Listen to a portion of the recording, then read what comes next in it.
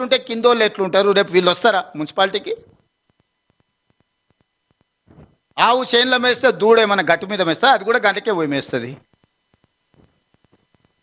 25 నెలలో 26 నెలలు అయింది, జీతభత్యాలు తీసుకుంటుండు, ప్రతిపక్ష హోదా తీసుకున్నాడు, క్యాబినెట్ ర్యాంక్ పవర్ ఎంజాయ్ చేస్తున్నాడు, ప్రభుత్వం నుంచి అన్ని వసతులు పొందుతున్నాడు. ఒక్కసారి కూడా సభకు రాలే. ఒక్క సమస్య మీద చంద్రశేఖరరావు గారు ప్రతిపక్ష నాయకుడిగా పని చెయ్యలేదు.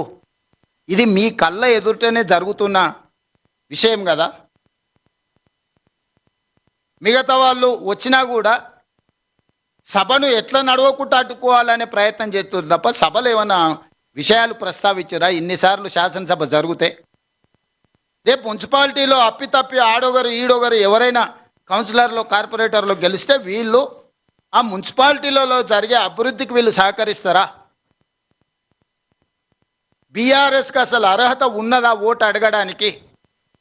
23లో అధికారం పోయి 24 పార్లమెంటులో గుండుసున్న వచ్చి 25లో సర్పంచ్ ఎన్నికలలో చావు తప్పి కన్నులొట్టబోయి ఈ పరిస్థితిలో అహంకారం, విషము, విద్వేషపూరితమైన ప్రసంగాలు, రెచ్చగొట్టే మాటలు స్థాయికి మరిచి చూస్తుంటే మా ఈగల్ టీంకు చెప్పాల్సి వచ్చేటట్టుంది. నార్కోటిక్ ఎనాలిసిస్ ఏదన్నా గంజాయి కానీ కొకైన్ కానీ హెరాయిన్ కానీ ఏమైనా కొట్టి మాట్లాడుతున్నారా వీళ్ళ మాటలు చూస్తుంటే అని.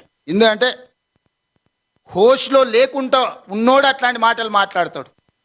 హోష్లో ఉన్నోడు, ఈ సమాజం పట్ల బాధ్యత ఉన్నోడు, పెద్ద పెద్ద చదువులు చదువుకున్నా అనుకునేటోడు మాట్లాడే మాటలేనా? ఇలాంటి వాళ్ళకి ఈరోజు ఓటేయమని అడిగితే వాళ్ళు అడుగుతారు. ఎందుకంటే వాళ్ళకి దోపిడీ అలవాటు పడ్డది. ఏ రూపాయి కూడా ఇసుక వదలే, గాలి వదలే, నీరు వదలే, ఇండ్లు వదలే, ఏది వదలే. లాస్ట్కు భార్యాభర్తలు మాట్లాడుకునే టెలిఫోన్ సంభాషణలు కూడా వదలలే వాళ్ళ పైశాచిక ఆనందానికి. ఇదొక మానసిక రోగం, జబ్బు. ఇప్పుడు వీళ్ళు వచ్చి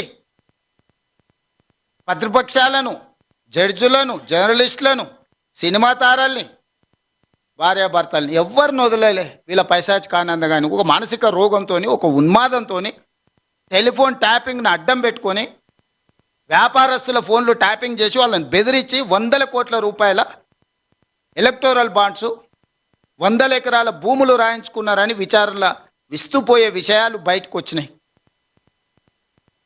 అసలు ఈ చేసిన తప్పిదాలకు పోలీసు అధికారులు నేరగాళ్ళని పట్టుకొచ్చినప్పుడు సిగ్గయ్య ఆ నేరగాళ్ళ ముఖానికి నల్ల ముసుగేసుకొని వస్తారు, కళ్ళకు మాత్రం ఇట్లా బొక్కలు పెట్టి.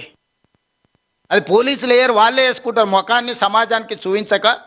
రేపు మళ్ళీ బజార్లో పోయినప్పుడు ప్రజలు చీదరిస్తారు, చీకొడతారు అని చెప్పి ముసుగు తోడుకొని వస్తారు. విచారణకు పిలిచినప్పుడు అట్లా ముసుగు తోడుకొని పోకుండా ఏదో పెద్ద యుద్ధం చేసి దేశాన్ని గెలిచినట్టు చేతులు ఊపుకుంటా. అసలు ఎంత భరితెగింపు మాటలు, చేతలు, వికారపు ఆలోచనలు. వీళ్లకు మళ్ళీ మున్సిపాలిటీలో 3వసారి కూడా మోసం చేస్తామని బయలుదేరిండ్రు వీళ్ళు. ఇక బీజేపీ, బీఆర్ఎస్ రెండింటిని కలిపి చూద్దాం ఒకసారి. పోనీ ఇద్దరు కలిసేమన్నా ఎలగబెట్టిరాటే. 2014 నుంచి 2021 వరకు బీజేపీకి రాజ్యసభలో మెజారిటీ లేదు.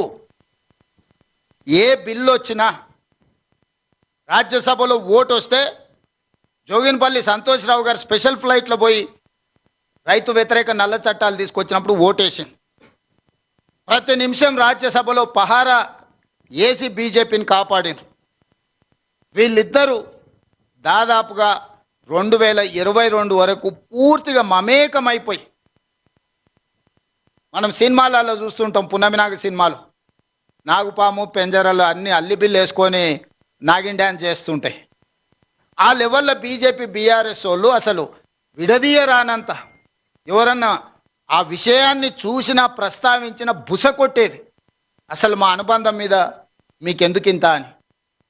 ఏ విషయంలో రైతు వ్యతిరేక నల్ల చట్టాలు తెచ్చినప్పుడు కానీ, నోట్ల రద్దు చేసినప్పుడు అసెంబ్లీ పెట్టి అభినందించాడు, జిఎస్టీ తెచ్చినప్పుడు ఆదివారం పూట అభినందించాడు.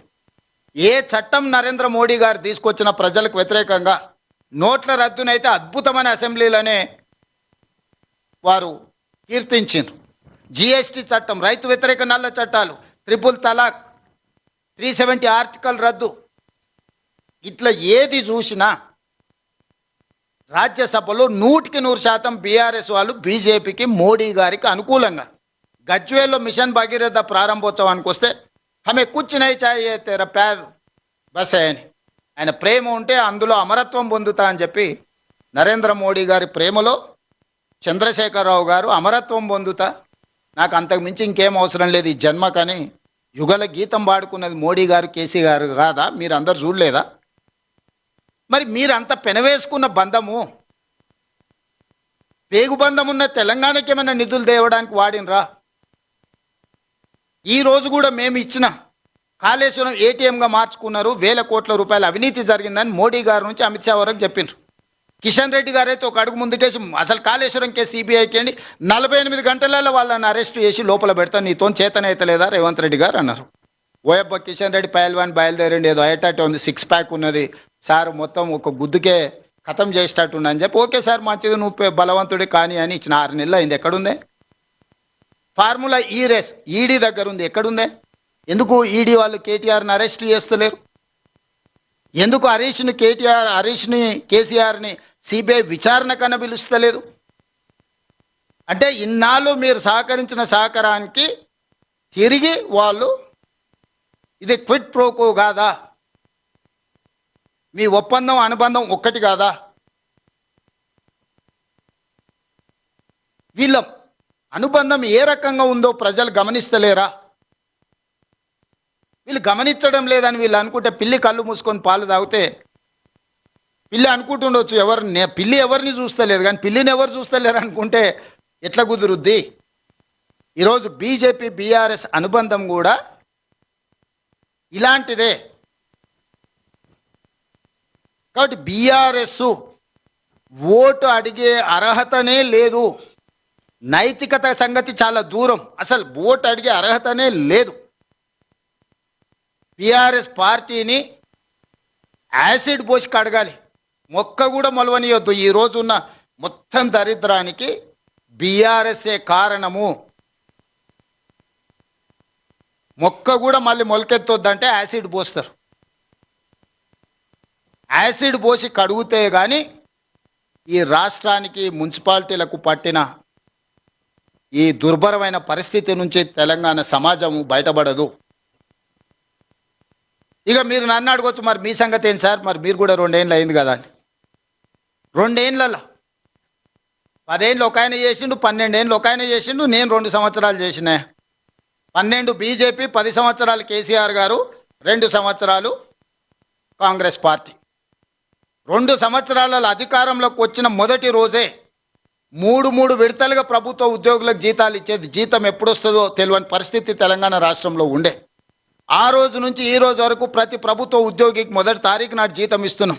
ఆ మధ్యకాలంలో వాట్సాప్లలో పెట్టుకోరు, భార్యలు నమ్మడం లేదు, మొదటి తారీఖు నాడు మా జీతం పడదంటే మా సతీమణులు కూడా మమ్మల్ని నమ్మతలేరు, కావాలంటే చూడండి అని వాట్సాప్లలో వాళ్ళ కుటుంబ సభ్యుల సంతోషాన్ని, మొదటి తారీఖు నుంచి మేము వచ్చినప్పటి నుంచి ప్రభుత్వం కోసమే, తెలంగాణ రాష్ట్ర పునర్నిర్మాణం కోసం పనిచేస్తున్న ప్రభుత్వ ఉద్యోగస్తులకు మొదటి తారీఖు నుంచి జీతం మేము ఇచ్చిన వాట వాస్తవం కాదా?